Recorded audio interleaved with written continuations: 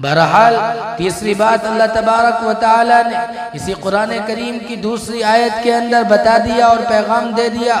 فرمایا اللہ تبارک و تعالی نے یا ایھا الرسول کلوا من الطیبات وعملوا صالحا انی بما تعملون علیم. اللہ تبارک و تعالی اپنے نبیوں کو اپنے انبیاء کو مخاطب کر کے فرما رہے ہیں یعنی اے گروہ انبیاء حلال اور پاک چیزیں کھاؤ اور نیک عمل کرو، میں تمہارے اعمال کی حقیقت سے واقف ہوں. اس آیت میں حلال کھانے کے ساتھ عمل صالح کا حکم فرما کر اشارہ کر دیا کہ عمل صالحہ کا صدر جب ہی ہو سکتا ہے جبکہ انسان کا کھانا پینا حلال ہو. اور حضرت صلی اللہ علیہ وسلم نے ایک حدیث میں یہ بھی واضح فرما دیا کہ اس آیت میں اگرچہ خطاب تو انبیاء علیہ السلام کو ہے مگر یہ حکم کچھ انہی کے ساتھ مخصوص نہیں بلکہ سب مسلمان اس کے مامور ہیں.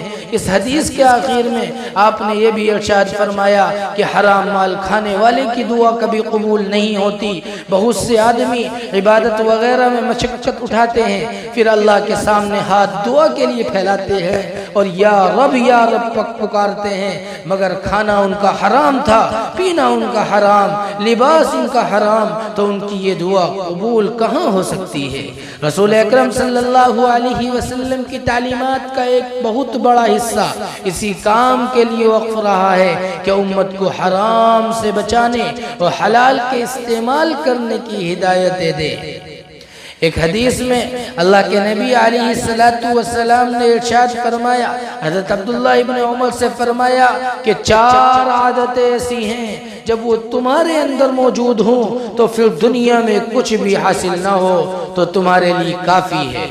نمبر 1 پہ اللہ تبارک و تعالی کے پیارے نبی علیہ السلام نے بتایا کہ وہ 4 خصلتیں کیا ہیں، وہ 4 عادتیں کیا ہیں. نمبر 1 پہ فرمایا امانت کی حفاظت کرنا، نمبر 2 پہ فرمایا دوسرے سچ بولنا، اور تیسرا فرمایا اچھے اخلاق، اور چوتھے فرمایا کھانے میں حلال کا اہتمام کرنا. میرے بھائیو بزرگو دوستو، اللہ کے نبی علیہ السلام نے تمام چیزوں کو واضح کر کر بتا دیا. بس کام تو یہ ہمارا رہ گیا، اگر ہم چاہیں تو اپنی زندگی کو اچھے معمولات پر لے کر آئیں، اگر ہم چاہیں تو اپنی زندگی میں اچھا کھانا کھائیں، حلال اور پاکیزہ کھانے کو استعمال کریں.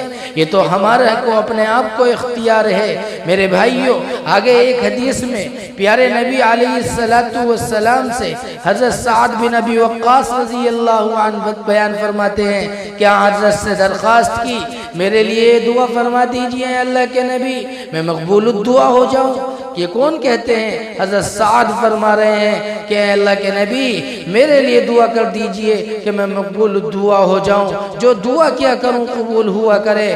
آپ نے فرمایا اے سعد اپنا کھانا حلال کر لو اور پاک بنا لو، مستجاب الدعوات ہو جاؤ گے. اور قسم ہے اس ذات کی جس کے قبضے میں محمد صلی اللہ علیہ وسلم کی جان ہے، بندہ جب اپنے پیٹ میں حرام لقمہ ڈالتا ہے تو 40 روز تک اس کا کوئی عمل قبول نہیں ہوتا.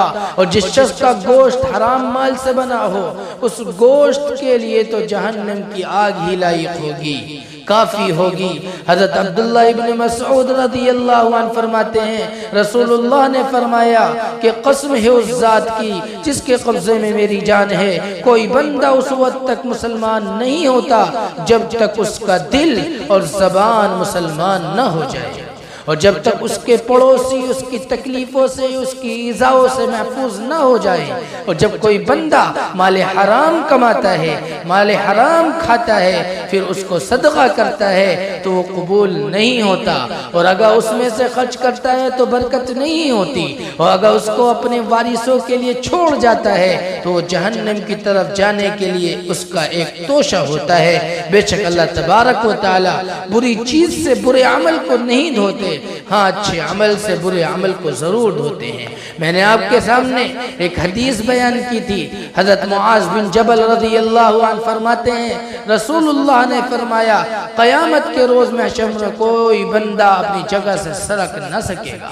اللہ کے نبی علیہ السلام فرماتے ہیں ما تزال قدم عبدی یوم القیامہ حتی یسأل عن اربع عن عمره فیما افنا وعن شبابه فيما أبلى وعن ماله من أين اكتسب وفيما أنفق وعن علمه ماذا عمل فيه۔ اللہ کے نبی فرماتے ہیں کہ بندہ قیامت کے دن میدان حشر میں سے اپنی جگہ سے نہیں سرک سکے گا، اپنی جگہ سے ہٹ نہیں سکے گا جب تک کہ اس سے 4 سوالوں کا جواب نہ لیا جائے۔ ایک یہ کہ اس نے اپنی عمر کس کام میں فنا کی ہے، اچھے کاموں میں گزاری ہے یا برے کاموں میں گزاری، اس سے پوچھ تاچھ ہوگی۔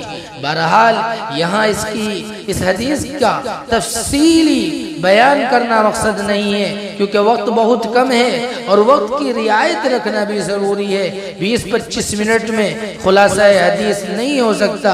بہرحال آئندہ کسی موقع پر اس کو ذکر کیا جائے گا تفصیل کے ساتھ میں۔ اور دوسرا فرمایا کہ اپنی جوانی کس چیز میں مشغول کی، کس چیز میں برباد کی۔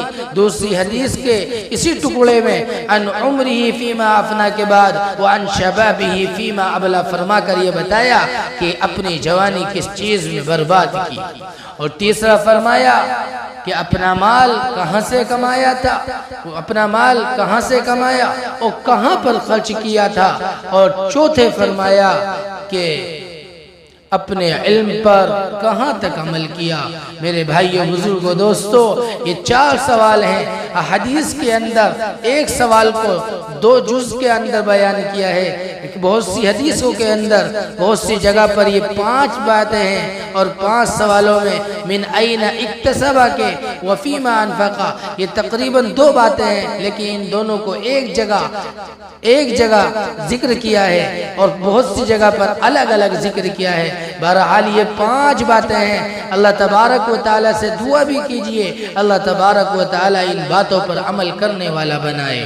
حضرت عبداللہ ابن عمر رضی اللہ عنہ فرماتے ہیں کہ رسول اکرم صلی اللہ علیہ وسلم نے ایک مرتبہ خطبہ دیا جس میں فرمایا کہ جماعت مہاجرین 5 خصلتیں ہیں جن کے متعلق میں اللہ سے پناہ مانگتا ہوں، میں اللہ سے ڈرتا ہوں کہ وہ تمہارے اندر پیدا ہو جائیں۔ ایک یہ کہ جب کسی قوم میں بے حیائی پھیلتی ہے، جب کسی قوم میں بے غیرتی پھیل جاتی ہے تو ان پر طاعون اور وبائیں اور پریشانیاں اور ایسے نئے امراض مسلط کر دیے جاتے ہیں جو ان کے آبا و اجداد نے سنے بھی نہ تھے۔ اور دوسرے یہ کہ جب کسی قوم میں ناپ تول کے اندر کمی کرنے کا مرض پیدا ہو جاتا ہے، بیماری پیدا ہو جاتی ہے تو ان پر قحط اور مشقت و محنت اور حکام کے مظالم مسلط کر دیے جاتے ہیں۔ اور تیسرے کہ جب کوئی قوم زکوٰۃ ادا نہ کرے تو بارش کو بند کر دیا جاتا ہے۔ اور چوتھے یہ کہ جب کوئی قوم اللہ تعالیٰ اور اس کے رسول کے عہد کو توڑ ڈالے تو اللہ تبارک و تعالیٰ ان پر اجنبی دشمن مسلط فرما دیتے ہیں جو ان کے مال بغیر کسی حق کے چھین لیتے ہیں۔ اور پانچویں بات یہ فرمائی کہ جب کسی قوم کے ارباب اقتدار، ارباب حکومت کتاب اللہ کے قانون پر فیصلہ نہ کریں اور اللہ کے نازل کردہ احکام ان کے دل کو نہ لگیں تو اللہ تعالیٰ ان کے آپس میں منافرت اور لڑائی جھگڑے ڈال دیتے ہیں۔ اور حاکم نے اس کو صحیح علی شرط مسلم فرمایا ہے۔ اللہ تبارک و تعالی ہم سب کو مسلمانوں کو ان آفات سے محفوظ رہنے کی توفیق کامل عطا فرمائے اور اللہ تبارک و تعالی جو باتیں کہی گئی ہیں ان پر عمل کرنے والا بنائے، شریعت کے مطابق زندگی گزارنے والا بنائے۔ وآخر دعوانا ان الحمد للہ رب العالمین۔